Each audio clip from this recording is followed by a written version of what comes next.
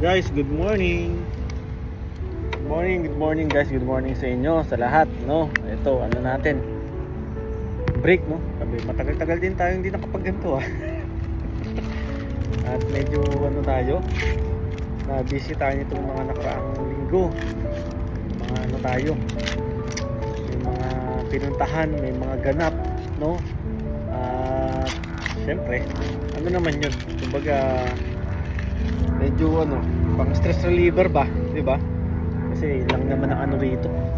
Yun lang naman ang talagang pwede mong pagdibangan dito. Yung yan, gaya ng mga camping natin, pagpunta natin sa mga kung ano-anong lugar, no? Kahit may mga ibang basher tayo, no? Diba? Ano lang yan, okay lang yan. Naiintindihan na ano naman natin yun, naiintindihan naman natin yun. No? So, yun, bago lahat, yun. Siyempre, eto, ang kakain natin ngayon ay beef, no? Beef stick, ika nga. May avocado, tapos may sauce tayo, yan. Tsaka siyempre, hindi natin makakalimutan yung rice, no? So, yun guys. May lang akong good news sa inyo. Okay? So, kahapon guys, kala ko kung ano na yun, kasi nag-email yung boss namin dito na nagtatrabaho, yung owner mismo, na yun nga, no? Na meron na tayong LAMIA o LMIA na isa sa mga requirement para makapag-apply tayo ng work permit, or in short, para tayo makapagtrabaho pa, no? Continuous yung trabaho natin. Doon meron siyang expiration date na 1 year lang. Pero syempre, guys, sobrang nagpapasalamat talaga tayo unang-una. Kanino? Syempre, kay Lord, 'di ba? Kasi kahit papaano, 'di ba, meron na tayong pinanghahawakan na legal tayo makapagtrabaho dito sa Canada, which is isang taon. Actually, November pa naman expired nung work permit natin. Good thing kasi lumabas to ng maaga yung LMIA natin. Kasi ang pag-apply ng work permit, ang pagkakaalam ko, weeks lang naman yan para magkaroon ka ng bagong work permit. Ang pinakamatagal talaga guys, itong pag-process ng LMIA. Kaya nga siyempre, maraming salamat sa mga nagdasal. Actually talaga pinupukpok nga namin talaga ng dasal. Kasi may mga ilan dito guys na talagang nare-refuse yung kanilang mga LMIA or mga work permit. Kaya nga guys, sobrang nakakaawa yung iba nating mga kababayan dito, no?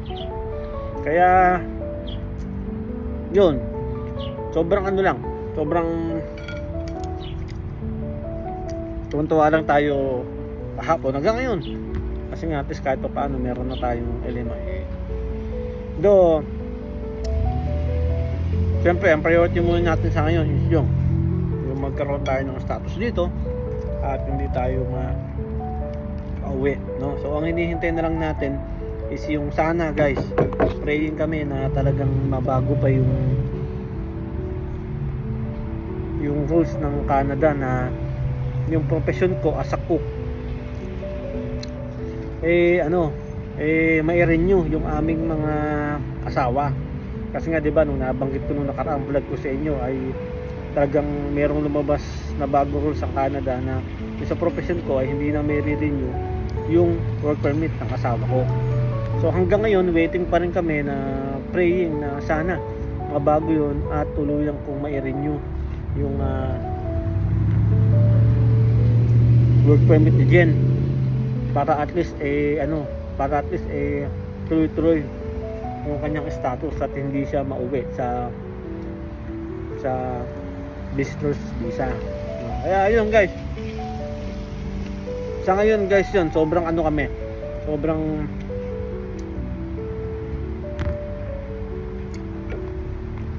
blessed na blessed kami, kasi syempre talagang dininig ni Lord yung ating panalangin na sana yung LAMIA yung LMIA natin ay maaprubahan at magkaroon tayo ng work permit, no?